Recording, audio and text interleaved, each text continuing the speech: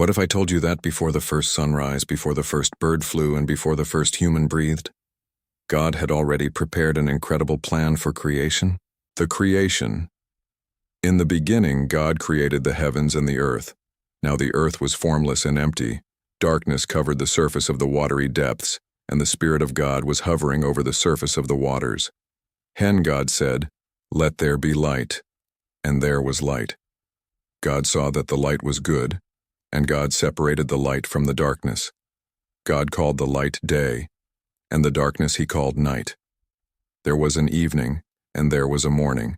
Then God said, "Let there be an expanse between the waters, separating water from water." So God made the expanse and separated the water under the expanse from the water above the expanse. And it was so. God called the expanse sky. Evening came, and then morning, the second day. Then God said, "Let the water under the sky be gathered into one place, and let the dry land appear." And it was so. God called the dry land earth, and the gathering of the water he called seas. And God saw that it was good. Then God said, "Let the earth produce vegetation, seed-bearing plants and fruit trees on the earth bearing fruit with seed in it, according to their kinds." And it was so. The earth produced vegetation, seed-bearing plants according to their kinds, and trees bearing fruit with seed in it according to their kinds. And God saw that it was good. Evening came, and then morning, the third day. Then God said, "Let there be lights in the expanse of the sky to separate the day from the night. They will serve as signs for seasons, and for days and years.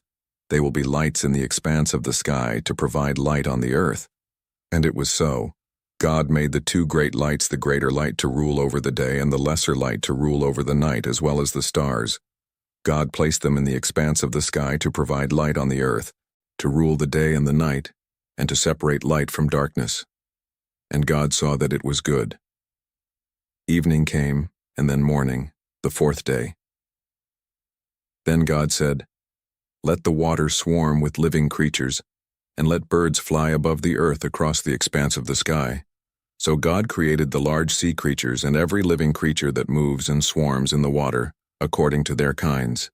He also created every winged creature according to its kind. And God saw that it was good. God blessed them. "Be fruitful, multiply, and fill the waters of the seas, and let the birds multiply on the earth." Evening came, and then morning, the fifth day. Then God said, "Let the earth produce living creatures according to their kinds, livestock, creatures that crawl, and the wildlife of the earth according to their kinds." And it was so. So God made the wildlife of the earth according to their kinds, the livestock according to their kinds, and all the creatures that crawl on the ground according to their kinds. And God saw that it was good. Then God said, "Let us make man in our image according to our likeness. They will rule the fish of the sea, the birds of the sky, the livestock, the whole earth, and the creatures that crawl on the earth." So God created man in his own image. He created him in the image of God. He created them male and female.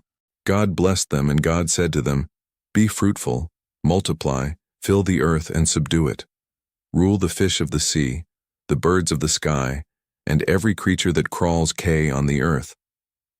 God also said, "Look, I have given you every seed-bearing plant on the surface of the entire earth, and every tree whose fruit contains seed. This will be food for you, for all the wildlife of the earth, for every bird of the sky, and for every creature that crawls on the earth, everything having the breath of life in it. I have given every green plant for food." And it was so. God saw all that he had made, and it was very good indeed. Evening came, and then morning, the sixth day. So the heavens and the earth and everything in them were completed. On the seventh day God had completed his work that he had done, and he rested on the seventh day from all his work that he had done. God blessed the seventh day and declared it holy, for on it he rested from all his work of creation. See, man and woman in the garden.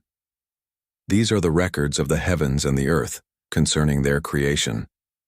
At the time that the Lord God made the earth and the heavens, no shrub of the field had yet grown on the land, and no plant of the field had yet sprouted, For the Lord God had not made it rain on the land, and there was no man to work the ground. But mist would come up from the earth and water all the ground. Then the Lord God formed the man out of the dust from the ground, and breathed the breath of life into his nostrils, and the man became a living being. The Lord God planted a garden in Eden in the east, and there he placed the man he had formed. The Lord God caused to grow out of the ground every tree pleasing in appearance and good for food, including the tree of life in the middle of the garden, as well as the tree of the knowledge of good and evil. Should we continue this journey through the Bible? Comment part 2 below and we'll bring you the next chapter.